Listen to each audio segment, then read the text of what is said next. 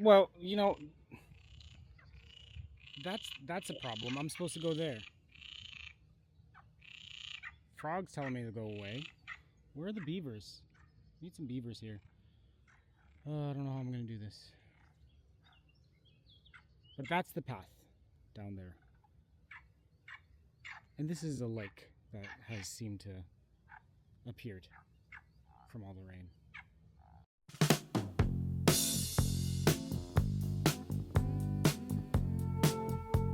This winter, I wanted to have a project to help me get over the winter blues that I often experience around this time of year.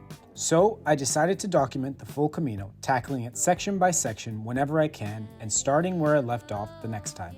My goal is to help future pilgrims and bikers alike and to learn how to tell a meaningful story in the process. This day picks up in Coimbra and it was brutal. The 2 days leading up to this trip, I had horrendous food poisoning of my own doing. So today was very, very difficult. But it had been raining all of March, and since it was sunny, I really needed to take advantage. So this first half, there is not much pizzazz in it. No drone shots. I think I took 2 pictures the entire day. One was that pot. And guys, I'm new to this, so if you could please like, subscribe, follow, I would greatly appreciate it. I think I'm at 220 subscribers today, so you will be noticed. Now, the stretch from Coimbra to Porto, I did a lot of research on and got a lot of negative feedback on the route itself. But I didn't want to have any of these ideas already stuck in my head.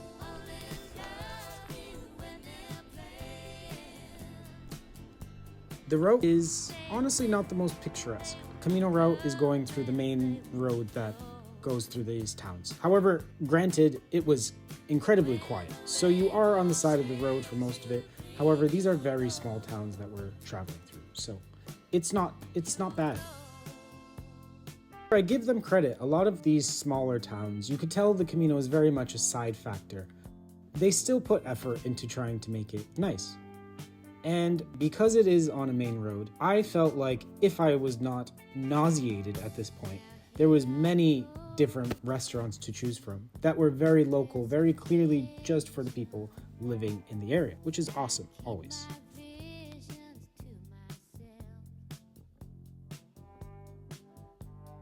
I followed the Camino trail pretty closely most of the day. The markings were solid, no big navigation moments or anything. The route was very well marked. I passed through a couple towns. I barely remembered them, to be honest. I was in survival mode. And it isn't all on the side of the road. At one point, you end up in the Bagaço forest, which has a lot of cork trees and was really calm and peaceful. Posso? Desculpa. Tá bem. E esse aqui é caminho, né? Sim. Tá bem, então só... Tá bem. Se quer que eu ande? Se quer que eu ande? Não, mais devagar até eu para eu olhar para esse chico. Tá bem.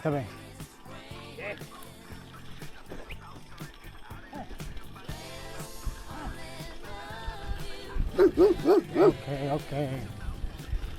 Obrigado, tchau. I followed the Camino trail pretty closely most of the day. The markings were solid, no big navigation moments or anything. I passed through a couple towns. I barely remembered them, to be honest. I was in survival mode. Just drink water, keep pedaling, get to Águeda. I do remember stopping in Mealhada. It's a town famous for leitão, which is roast suckling pig. This day, however, once again, very much recovering from food poisoning, so I just wanted carbs. Carbs. And this plate here is called bitoque, which usually comes with steak, but you can get it with chicken or pork as well. I always laugh at the amount of wine they give you as the included drink in Portugal. There's just no reason for the man on the bicycle to have this much wine. I did quite a lot of research before doing this section, as I noticed that it didn't pass through Aveiro, which is very close to Águeda. Now, Aveiro is a very, very nice Portuguese city with tons of canals. People call it the Venice of Portugal. I wouldn't. It's nice, but I wouldn't call it that.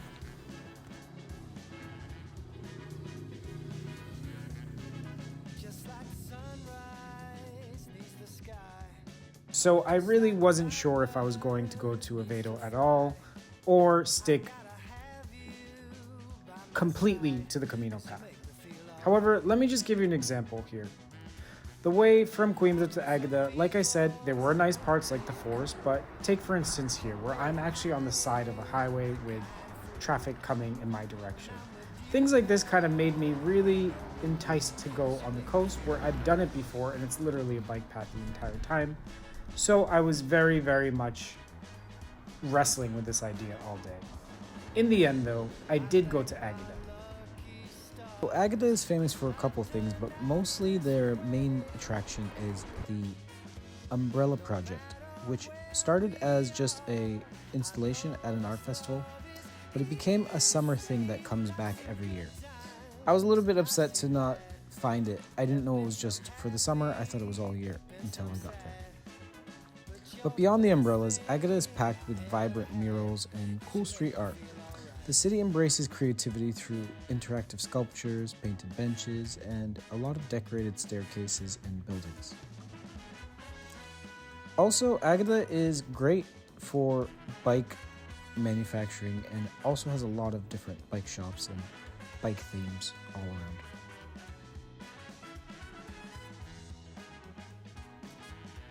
It is a nice city.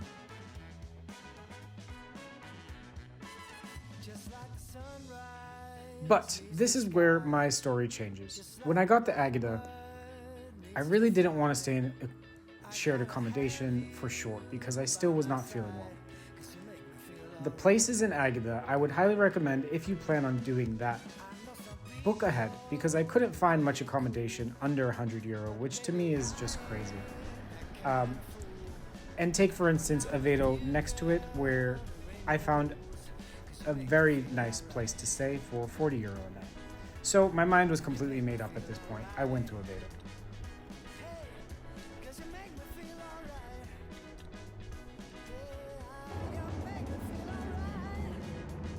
Waking up in the morning, I felt like I was reborn. I even said bye to the accommodation because I was just so happy that I finally felt better.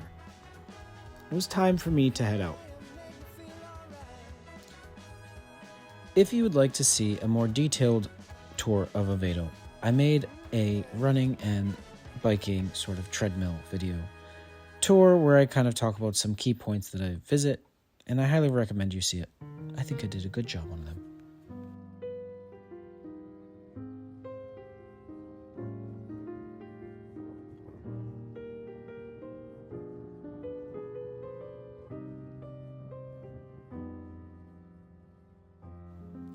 But see, this is the problem about starting to break rules.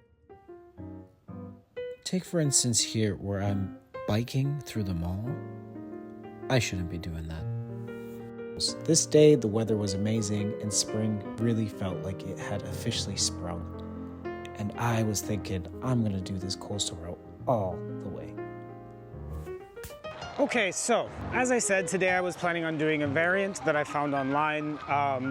Just the last section was really not, it was a lot on the highway, it was on a main road, and I just know I've been to Aveiro and I really, really love this city, and it is so close that I figured I'm gonna do it. I know it's not the correct way, but it's my way. The other way is more inland, this is more on the coast. Finally, the weather has started to get better. I wanna knock on wood somewhere. In other words, what I'm saying is I'm changing this part of the Camino because I want to go to the beach today. Sue me. I mean, honestly, when I tell you I'm very happy with this decision, I'm not exaggerating. Now, I was, as you can see, very excited about being defiant and getting off the Camino path, going on the coast and just skipping the signs for the day. And what happens next, I couldn't even make up if I tried. Well, you know, that's a problem. I'm supposed to go there. Frog's telling me to go away. Where are the beavers? Need some beavers here. Oh, I don't know how I'm going to do this. But that's the path down there. And this is a lake that has seemed to appeared from all the rain. Even your most non-spiritual insurance agent would call this an act of God. This was one of those scenarios where Google Maps just kept telling me, U-turn, you gotta go back, you gotta go back. And it was not gonna happen. There was a massive lake that formed. However, you know what? My spirits were high. I was very happy to do this detour, and everything was beautiful in this area. It's been really difficult to capture because I don't have a camera strong enough, but this place, I don't know if it's an official bird reserve, bird sanctuary, but it is stunning. The amount of birds that I've seen. Although the path at this point was quite unclear, I really appreciated the amount of peace and quiet and solitude. There's nothing better than just being in nature and truly knowing that you are there on your own. So eventually Google Maps officially gave up on me, and it told me to go east on this very peculiar bridge that didn't have an entrance, so I had to jump over. Once I passed this bridge, I started to get back on the main road, and this is where I started to think, you know what, I really do miss those Camino arrows. Although I'm very much a fan of the landscape, I miss the Camino arrows. I am very lost. I know some people have a bike computer, I do not. So usually I use Komoot on most of my bike trips, but for this Camino trip, I haven't had to think about directions once because the signs are so clear. And it really is a plus of this entire trip. So on this day, as I was not on the Camino, my battery life was just tanking. And then the craziest thing happened after going east forever. Actually, the most ridiculous thing I think just happened. Back there when there was a massive puddle blocking the way. I'm pretty sure the only other way is to go back towards the Camino. So I think I'm gonna find the Camino path soon. I know I'm going to sound repetitive here, but I was just amazed because boom, out of nowhere, I am right back seeing these blue and yellow, beautiful Camino shell signs. So after everything I just said, going a different way, I am now back on the Camino path. Quite literally, an entire massive pond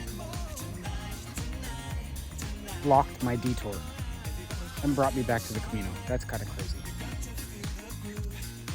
So in the end, I ended up going from Águeda to Frog Pond where I got stuck, turning east and ending up in Albergaria-a-Velha and following the traditional Camino path all the way to Porto. Now, Albergaria-a-Velha was a beautiful, beautiful town. I was very happy to be there. It's known for castles and villas, and I didn't really capture it well with this angle, but there are so many. It was beautiful. There was a couple castles here and there, and this town center was great. I also had delicious food here. Again, I am a creature of habit sometimes. I went with Big Talk again. I should be more spontaneous with my decisions next time. But again, delicious. I really like this little petite castle here. If there was an award for most petite castle in Europe, I'd nominate it. So moving on, I continued along the road. Again, it was still on the side of the road, which was kind of my worry about the path the first day. But very quiet and much less industrial than before, for the most part.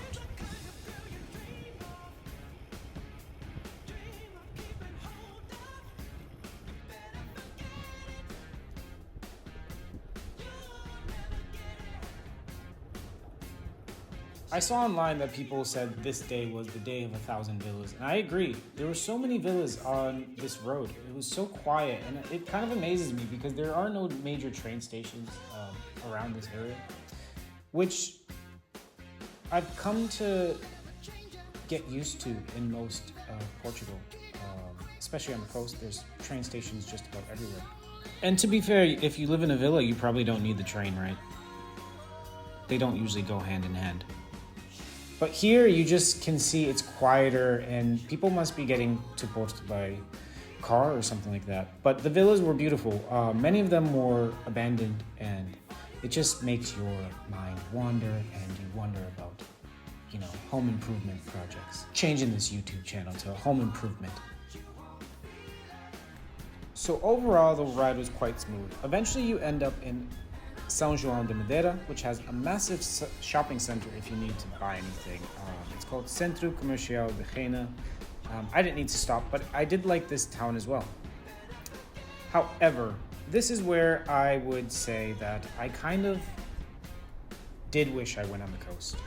Very happy with the towns I passed in between, but after Madeira, things took a turn.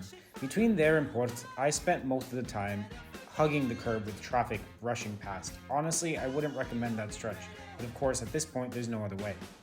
It felt more like surviving than enjoying the ride. I stayed on the official Camino, but if you're on a bike and not committed to following every step of the inline route, the coastal Camino, although it is not official, might be a better experience. But I guess I'll never know, right? It's likely safer and you're actually on a bike path the entire time. So in the end, it's up to you, I guess, but maybe that lake will still be there and you have no choice. Eventually I made it to Porto, very late. I just took this one quick picture, but in the next episode, we'll take a proper look around the city before starting the final stretch. And this one, I will be riding continuously from Porto to Santiago. I'm very excited, this is almost done. I did not make my winter deadline, but you know what? I'm really looking forward to that part. It's what the whole trip has been building towards. Thank you again, and please, please, please, like and subscribe.